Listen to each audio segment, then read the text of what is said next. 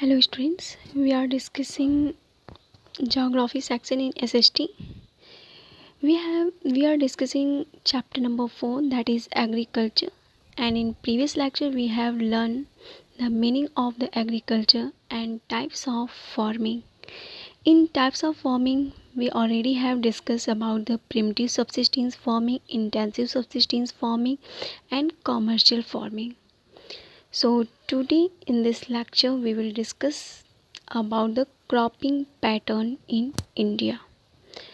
Cropping pattern का मतलब होता है कि किसी भी कंट्री में जो भी क्रॉप्स अवेलेबल हैं, चाहे वो फूड क्रॉप्स हों, कमर्शियल बेस्ड हों या किसी भी टाइप के हों, उनका सिस्टम क्या है, किस तरह से उनको प्रोड्यूस किया जाता है, उनको सीजन वाइज कैसे वो डिफ़र हैं, रीजन वाइज किस प्रकार से अलग हैं, that these facts are discussing in the cropping pattern. So in India we find the various types of food and fiber crops, vegetables, fruit, spices, all things people produced. So all these crops are not grown continuous or all time in a year. So India has a 3 cropping season as named Rabi, Kharif and Zaid. So India में हमारी 3 cropping seasons बनी हुई हैं, रबी, खरीफ and जायद। इन्हीं 3 seasons के according India में आपको क्रॉपिंग पैटर्न्स देखने को मिलते हैं। So let me discuss about these 3 cropping seasons one by one. First is Rabi crops. Rabi crops are sown in winter from October to December and harvested in summer from April to June. Rabi crops हमारी winter timing में अक्टूबर से नवंबर या दिसंबर तक में इनको बुआई की जाती है और अप्रैल तक या अप्रैल से जून के बीच में इन फसलों की कटाई कर ली जाती है। रबी क्रॉप्स में वीट, बार्ली, पीस, ग्राम, मस्टर्ड, ये हमारी फेमस ऐसी क्रॉप्स हैं जिन्हें हम रबी क्रॉप्स में कंसीडर करते हैं। अगर बात की जाए कि ये क्रॉप्स हमारी किस जगह पे ज़्यादा इम्पॉर्टेंट हैं, कहाँ कहाँ पे इनका प्रोडक्शन बहुत ज़्यादा मिलता है, तो ये आपके रबी क्रॉप्स नॉर्थ और नॉर्थ वेस्टर्न पार्ट में ज़्यादातर मिलते हैं, लाइक पंजाब, हरियाणा, हिमाचल प्रदेश, जम्मू कश्मीर, उत्तराखंड, उत्तर प्रदेश। ये हमारी लीडिंग स्टेट्स हैं जहाँ पर वीट या अदर रबी क्रॉप्स बहुत बड़े पैमाने पे प्रोड्यूस किए जाते हैं। इसका रीज़न ये है कि आगे इन्हीं क्षेत्रों में ये क्यों ज़्यादा प्रोड्यूस होते हैं, क्यों इतना ज़्यादा ये फेमस है। इसके लिए सबसे ज़्यादा इम्पॉर्टेंट रोल निभाता है आपका विंटर मंथ में एक हल्की प्रेसिपिटेशन, जो वेस्टर्न टेम्परेट साइक्लोन की वजह से जो इंडिया के नॉर्थ और नॉर्थ वेस्टर्न पार्ट में हल्की फुल्की बारिश जो मिलती है, उसी की वजह से ये रबी क्रॉप्स यहाँ पर ज़्यादातर देखने को मिलते हैं, जो रबी क्रॉप्स को ग्रोन अप होने में हेल्प करते हैं। इसके अलावा अगर हम इंडिया में ग्रीन रिवॉल्यूशन की बात करते हैं, तो ग्रीन रिवॉल्यूशन के सक्सेसफुल होने में भी रबी क्रॉप्स ज़्यादा इम्पॉर्टेंट रहे हैं, specially Punjab, Haryana, western Uttar Pradesh and Rajasthan के कुछ भागों में आपके रबी क्रॉप्स की वजह से, स्पेशली वीट प्रोडक्शन की वजह से ग्रीन रिवॉल्यूशन बहुत बड़े पैमाने पर देखने को मिलता है और उसको एक सक्सेसफुल वहाँ पर पैमाना भी मिलता है, जो आगे चल कर के इन स्टेट्स को कॉमर्शियल लेवल पे बहुत अच्छा उनको सपोर्ट करता है। So these are the rabi crops. Next season is the kharif crops. So let me discuss. Kharif crops are grown with the onset of monsoon in different parts of country and these are harvested in September to October. Monsoon के onset होने पे, I mean जब monsoon हमारा वापस जाने की तरफ होता है, स्पेशली जुलाई से अगस्त के बीच में। ये हमारा ऐसा समय होता है जब मानसून हमारा रिटर्निंग टाइमिंग भी होता है, एक ऑनसेट भी होता है। तो इस टाइमिंग में इनकी हम बुआई करते हैं, और इस टाइमिंग में अगर हम देखें तो ये बहुत बड़े पैमाने पे, या इस समय में बारिश भी बहुत अच्छी होती है जुलाई से अगस्त के बीच में। तो हम सभी इस चीज़ को महसूस भी करते हैं कि जुलाई से अगस्त का जो मंथ होता है, ये जो टाइमिंग होती है, और जून का जो लास्ट वीक होता है, उसमें भी हमको बहुत महसूस करते हैं कि हमारे यहाँ रेनी सीजन ये ज़्यादा इम्पॉर्टेंट होता है, रेन्स उसमें जो बहुत अच्छी होती हैं। तो इस टाइमिंग में खरीफ क्रॉप्स की हम बुआई करते हैं, और इनकी हार्वेस्टिंग सितंबर से अक्टूबर के बीच में कर ली जाती है।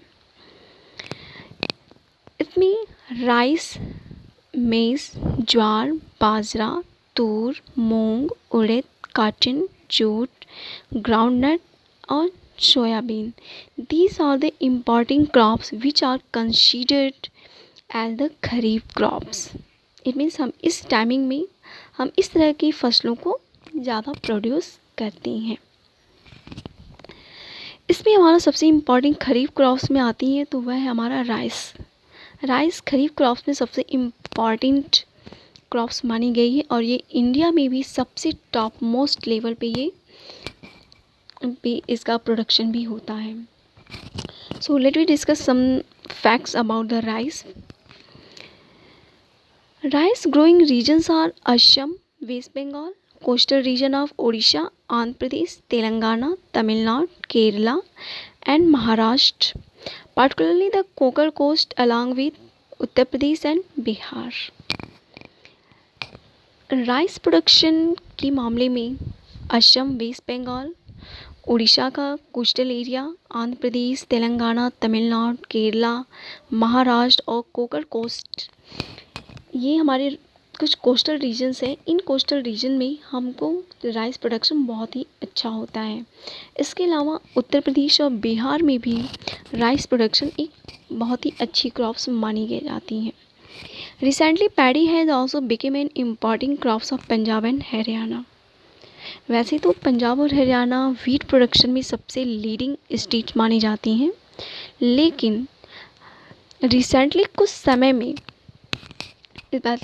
कैनल की आने की वजह से, हमारी नहरों के विस्तार की वजह से, ट्यूबवेल लगाने की वजह से, मीन्स हम कहें तो इरिगेशंस की अच्छी फैसिलिटीज़ होने की वजह से हमारा पंजाब और हरियाणा भी एक अच्छी स्टेट बन गए हैं राइस प्रोडक्शन के लिए।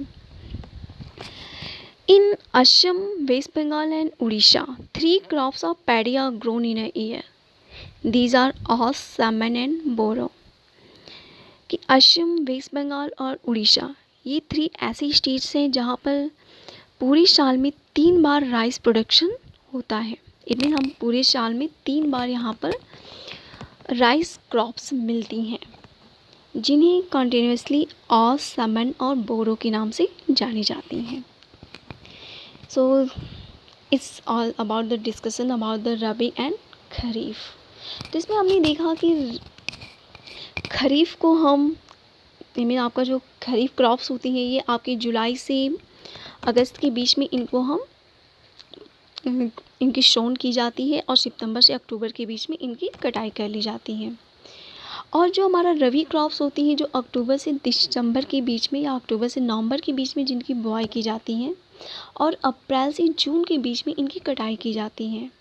तो हम देख सकते हैं कि हमारा जून और जुलाई, इनसे हमारा जून और जुलाई मंथ जो होता है, ये हमारी सीजन हमारी रह जाती हैं, और इस समय में इट मीन्स आपकी खरीफ क्रॉप्स और रबी क्रॉप्स के बीच में ये जो गैपिंग है, आई मीन जून और जुलाई आपके जो 2 मंथ्स हैं, इनके बीच में हम जिन क्रॉप्स को प्रोड्यूस करते हैं, इन्हें कहा जाता है जायद क्रॉप्स। तो हम कह सकते हैं कि जायद सीजन रबी और खरीफ सीजन के बीच में शॉर्ट सीजन को कहा जाता है। तो इस समय में हम कुछ सीजनल वेजिटेबल्स, सीजनल फ्रूट्स हम देख सकते हैं, सेज में कुछ हमारे वेजिटेबल्स होते हैं। इनकी प्रोडक्शन बहुत ही ज़्यादा इस समय देखने को मिलती हैं। इसके साथ ही हमारा शुगर केन भी होता है, बट शुगर केन की एक खासियत होती है कि शुगर केन को ग्रोन अप होने में 1 साल का समय लग जाता है। सो it's all about the discussion of the cropping pattern in India. So now let me discuss about the major crops in India. So today we will discuss about the two crops, rice and wheat. Except the rice and wheat, millets, pulses, tea, coffee, sugarcane, oilseed, cotton, jutes are also important major crops in India. So first of all, let me discuss about the rice and wheat. Rice is the staple food crop of a majority of people in India. कि rice सबसे ज़्यादा एक खाने पीने की चीज़ों में सबसे ज़्यादा प्रोड्यूस की जाने वाली ये एक क्रॉप है, और हमारे इंडिया चाइना के बाद सेकंड ऐसी कंट्री है जो सबसे ज़्यादा राइस पूरे वर्ल्ड में प्रोड्यूस करती है. As we have to discuss about the rice is a kharif crops and it requires the high temperature. Kharif crops it means आपकी खरीफ क्रॉप्स हैं जिसकी वजह से इसे एक हाई टेम्परेचर की ज़रूरत होती है, हाई ह्यूमिडिटी की आवश्यकता होती है, एनुअल रेनफॉल एटलीस्ट 100 सेंटीमीटर से एबव रिक्वायर्ड होती हैं. इनकी जहाँ पर रेनफॉल कम होती हैं, 100 सेंटीमीटर से कम अगर रेनफॉल हो रही है तो ऐसी जगहों पे इरिगेशन के माध्यम से हम राइस प्रोड्यूस कर सकते हैं. After a short time we will discuss about this map. So firstly let me discuss about some other facts about the rice.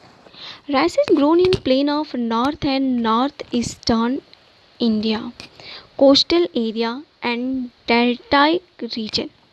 कि अगर हम इंडिया में बात करते हैं कि ये राइस कहाँ कहाँ पर प्रोड्यूस होती हैं, तो राइस हमारी स्पेशली नॉर्थ साइड में, मीन नॉर्थ इंडिया में, नॉर्थ ईस्टर्न स्टेट्स में, असम का क्षेत्र हो गया, ऐसी जगहों पे होती हैं. कोस्टल एरियाज़ में ये ज़्यादातर मिलेंगी. इसके अलावा जो डेल्टाइक रीजन्स होती हैं वहाँ पर भी ये हमको राइस प्रोडक्शन बहुत अच्छा होता है.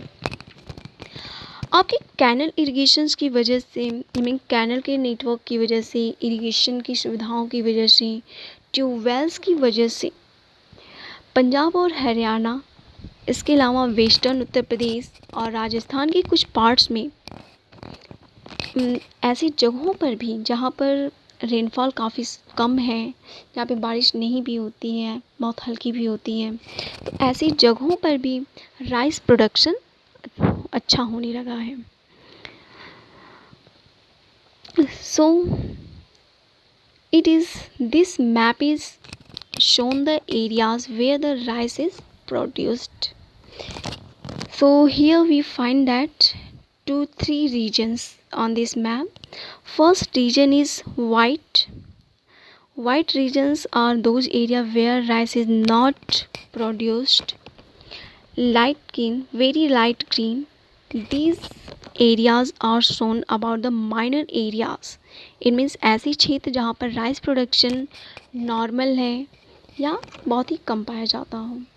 लेकिन इसमें जो हमारे थोड़े डार्क ग्रीन है वह ऐसे क्षेत्र हैं जहाँ पर राइस प्रोडक्शन बहुत ही अच्छा होता है, या हम कह सकते हैं कि हाई प्रोडक्शन होती हैं.